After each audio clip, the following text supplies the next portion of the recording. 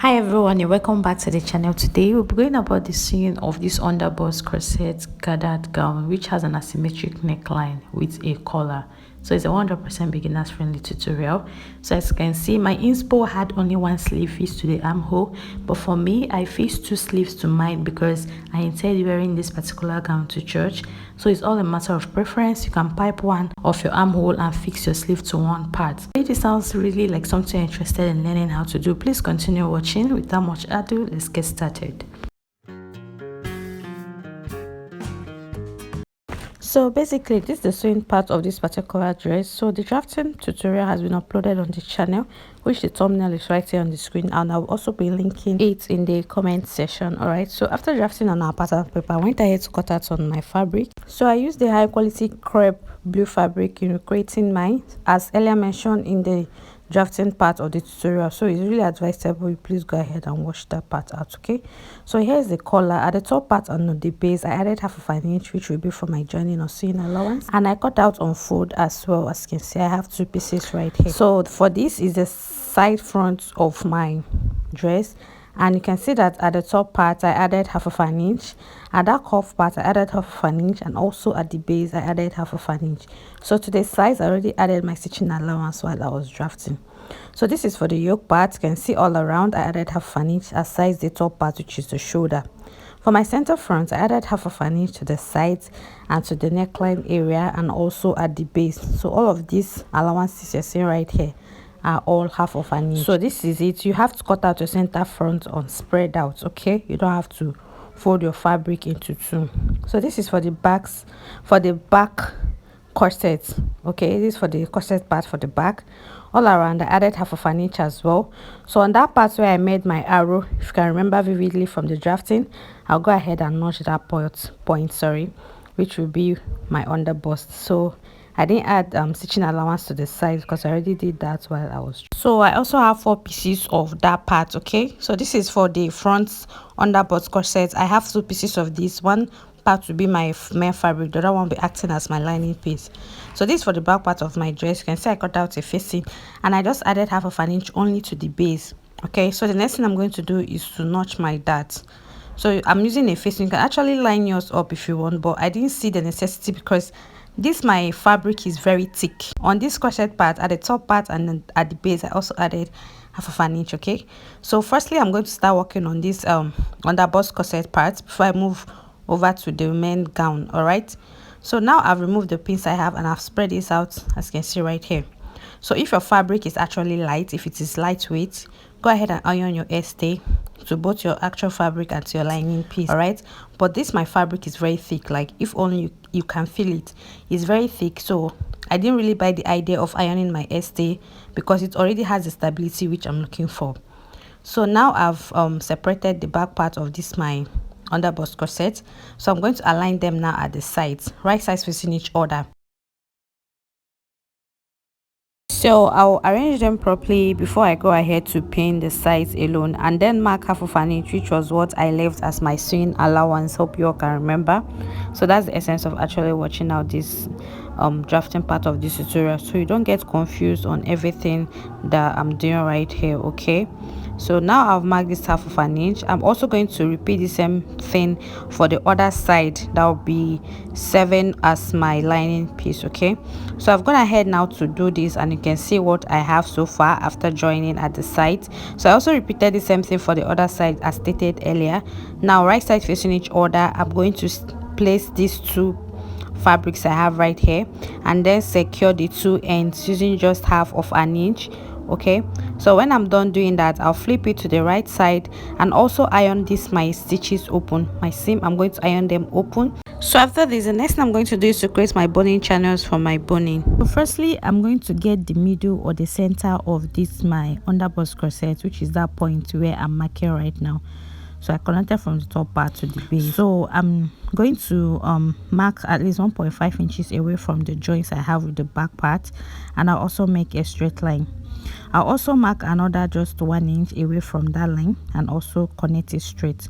So from that second line now, I'll connect it in a slanted line into the middle. So I'll also repeat the same thing for this other side. From the joints I have, I mark 1.5 inches I rolled it into a straight line. I marked another 1.5 inches. I rolled it into a straight line. So the third line which I'll be marking now, I'll connect it this way into the middle. So all this I've marked right here. Now I'm just going to stitch this. Okay, so I'm going to run double lines at the both sides of these chalk marks I have right here. So these double lines I'm going to stitch right now has to be enough to accommodate this my boning. Okay, so after running all of this stitch, so you can see what I have right now. So also to the back, I would have made mention of that earlier. When you come to the back, mark at least half of an inch away from that end and run a stitch. Then you mark at least 1 inch, so that is where the eyelet will be fixed. Then you now run another half of an inch away from that 1 inch and run a straight stitch. Okay, I hope you understand what I mean. Just continue watching, you'll not get confused at all. So now we're going to get started now with the fixing of our boning. So we know our body is not meant to get to the edges of this our dress. I measured out the first line I have and it's 9 inches. I'll just subtract 1.5 inches from that 9 inches. So I'm now going to measure out at least 7.5 inches as the length of my boning. Okay, so this is a non-sewable boning. So from underneath, okay, you can see I'm just going to go ahead now to pass my boning through the channel I've created so far. I hope it's not confusing at all. So I measured the second stitch I have. I'm also going to subtract 1.5 inches from the length of whatever I get. So I'll cut my boning and I'll also make sure I pass it through. Okay, so you are meant to have spaces at the top and at the base of your boning channels. All right, so I fixed all my bonings, and at the end of the day I went ahead to pipe just the base. Okay, so I went ahead to pipe the base of my underbust corset, as you can see right here. So all these channels I actually fixed my boning. The next thing is to pipe the upper part, because what I just piped was the base. So on the right side I'm just going to pin that my this long piece of fabric I have, which is at least 1 inch wide. Then this stuff I have right here is optional.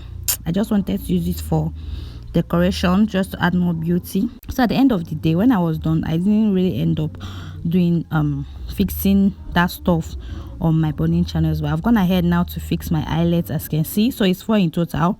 So those bonings we have at the side of this channel will help your dress to be firm by the time you use your long rope to pass them through.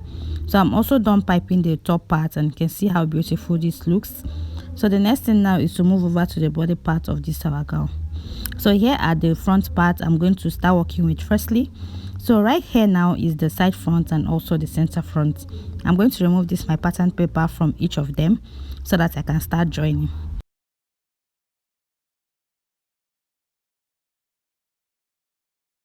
So now I've separated and unpinned all of this. Now this is the right side of my fabric facing the camera.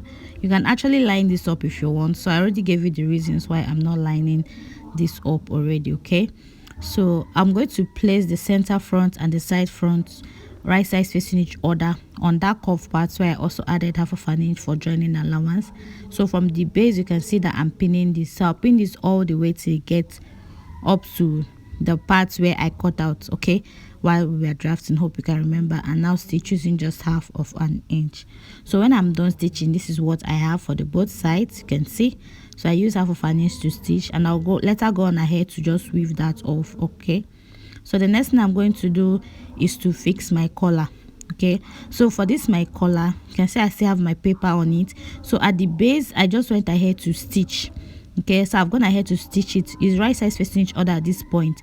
So you can see that I stitched a bit of my pattern paper on the fabric, which I've gone ahead now to remove. So after stitching the base, go ahead and also notch it all around, or you can cut off the excess you have, but notching is better. Okay, so after this now I'll go ahead now and flip this to the right side. I also stitch the side. This part is not the shoulder, that other side. Okay, so I now flipped it now to the right side. You can see what I have. So I'll give this a very good press so that it can come out nice. So you can see after ironing this is how nice it's looking so far. So this is for the yoke part or the shoulder part. I've also gone ahead to also stitch that half of an inch at that curved part. So I'll also turn it to the right side, as you can see right here. Go ahead and notch as well. So I'll iron it. Okay, So I'll flip it to the right side and iron it so that it can be flat. All right, so when I'm now done with all of that, I'll go ahead and fix my collar to the front part of my dress. So if you want to fix your collar, you are supposed to flip your dress. I flipped it like this to the wrong side, as you can see. So I'll now place my collar exactly on that neckline area. So remember that the upper part of my collar, I didn't stitch it at all. So from the shoulder now, I'm going to start pinning the neckline of my collar together with that of my actual dress. So I'm going to pin this all the way halfway, all right, because we are meant to have our yoke, that our shoulder part, in between our collar and this our dress. Okay, so that's what I'm going to do. It almost skipped my mind. Okay, so I've stitched halfway and this is what I have left as the space where my yoke will be fixed. So still on the wrong side of this my dress, I'll place this my yoke. Okay, so it's right side now of my yoke on the wrong side of the body part of my gown. I don't know, but when you're done pinning, just stitch, and when you now flip it to the right side, this is what it's going to look like. Please ensure that the curved part is sitting on top inside. You can see, so I pinned it and you stitch using half an inch and you flip it. You can see when I flip it to the right side, this is what I'll have. Okay, so I've gone ahead now to do just exactly what I told you all, and this is what I have. So you can go ahead and use your hemming gum to hem together your collar with your fabric so that it doesn't move. Okay, so this is it now for the front part. You quickly move over to the back part. So for the back part, it's actually very simple and easy to do. After removing my pattern paper and separating it from my fabric, I will go ahead and now stitch my dart. Okay, on the wrong side. I'll stitch my dart on the wrong side. I'll fix my zipper, and I'll also use my facing to cover up my zipper. I have countless of tutorials on how to go about that. Okay, so now I'm done doing all of that which I just explained. You can see we are going to start joining now, but at the base I left about 1 inch away from the base so that I can easily join it to the lower part of my gown when we start joining. All right, so now this is what I have already. You can see I'll start joining it now with the front part. So on the shoulder, I'm going to pin the front part and the back part right sides facing each other on the shoulder. So after pinning on the shoulder, I will stitch the both shoulders using just half of an inch. Okay, so at this point now, if you want to fix just one sleeve to the to your dress, when you are done joining on the shoulder, choose any side of the armhole you want to pipe. You now go ahead and pipe it first before stitching the sides. Okay, so after joining your shoulder, make sure you pipe one part of your armhole before joining the sides. It will be easier for you that way. Okay, so because I'm not actually piping any side, I'm just fixing my sleeve. After stitching my my shoulder using half an inch, I'll pin the sides and I'll stitch using just 1 inch because that was the stitching allowance I gave to this while I was drafting. So when I did this is what I have so far.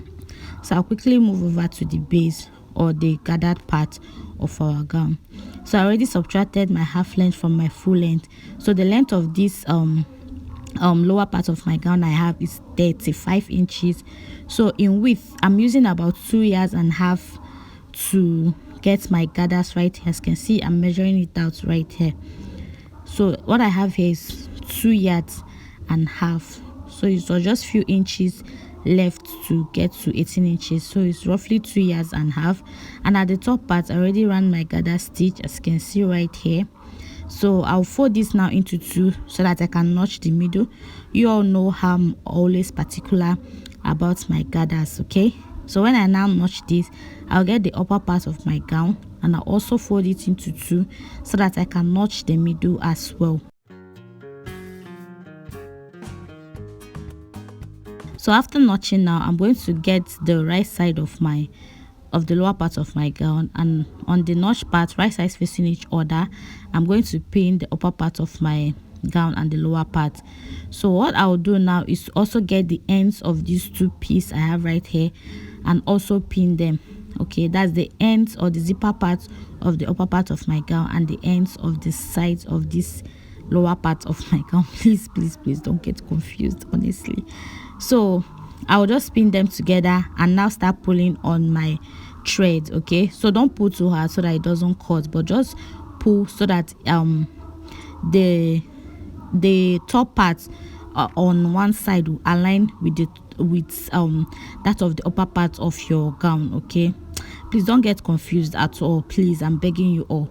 So when I went ahead now to do all of this, you go ahead and stitch all around using just half of an inch. Okay, so the next thing left is for me to complete my stitching for the zipper. So I folded this together on the zipper area and I came down by 8 inches from the waistline and I stitched from that 8 inches all the way to the ends and also fixed my zipper. Also, don't forget to fix your sleeve as well. And this is what I have at the end of the day. Thank you so much for watching. I really appreciate your support and your love you'll be showing me right here on my channel. God bless you all a whole lot. Have a lovely time ahead of you all. I'll see you next time on the same channel. Bye.